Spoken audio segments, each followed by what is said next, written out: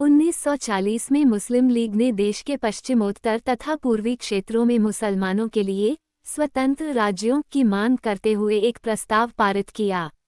इस प्रस्ताव में विभाजन या पाकिस्तान का जिक्र नहीं था।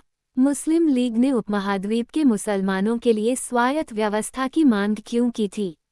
1930 के दशक के आखिरी सालों से लीग मुसलमानों और हिंदुओं को अलग अलग राष्ट्र मानने लगी थी।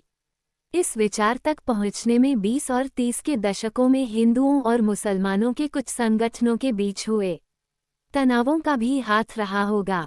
1937 के प्रांतीय चुनाव संभवतः इससे भी ज्यादा बड़ा कारण रहे।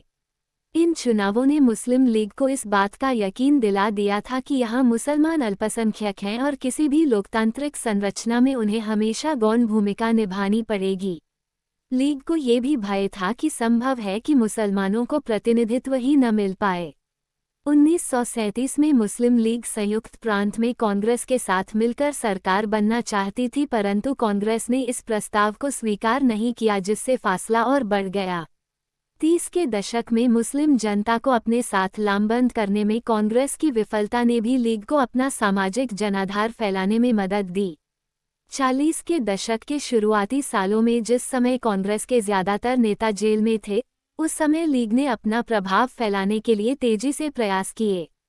1945 में विश्व युद्ध खत्म होने के बाद अंग्रेजों ने भारतीय स्वतंत्रता के लिए कांग्रेस और लीग से बातचीत शुरू कर दी। ये वार्ता असफल रही क्योंकि लीग का कहना था कि उसे भारतीय मुसलमानों का एकमात्र प्रतिनिधि माना जाए। कांग्रेस इस दावे को मंजूर नहीं कर सकती थी क्योंकि बहुत सारे मुसलमान अभी भी उसके साथ थे। 1946 में दोबारा प्रांतीय चुनाव हुए। सामान्य निर्वाचन क्षेत्रों में कांग्रेस का प्रदर्शन तो अच्छा रहा, परंतु मुसलमानों के लिए आरक्षित सीटों पर लीग को बेजोड़ सफलता मिली।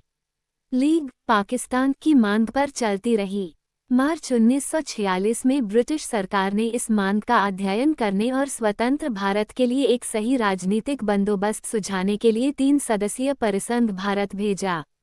इस परिसंघ ने सुझाव दिया कि भारत अविभाजित रहे और उसे मुस्लिम बहुल क्षेत्रों को कुछ स्वायत्तता देते हुए एक ढीले ढाले महासंघ के रूप में संगठित किया जाए।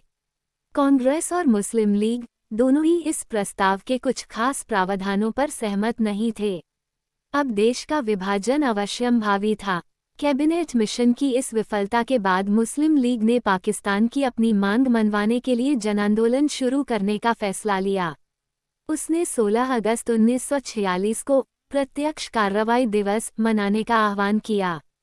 इसी दिन कलकत्ता में दंगे भड़क उठे जो कई दिन चलते रहे। इन दंगों में हजारों लोग मारे गए। मार्च 1947 तक उत्तर भारत के विभिन्न भागों में भी हिंसा फैल गई थी। कई लाख लोग मारे गए। असंख्य महिलाओं को विभाजन की इस हिंसा में अकथनीय अत्याचारों का सामना करना पड़ा।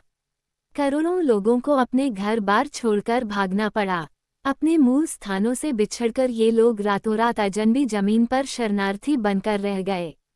विभाजन का नतीजा ये भी हुआ कि भारत की शक्ल सूरत बदल गई, उसके शहरों का माहौल बदल गया और एक नए देश पाकिस्तान का जन्म हुआ। इस तरह ब्रिटिश शासन से स्वतंत्रता का यह आनंद विभाजन की पीड़ा और हिंसा के साथ हमारे सामने आया।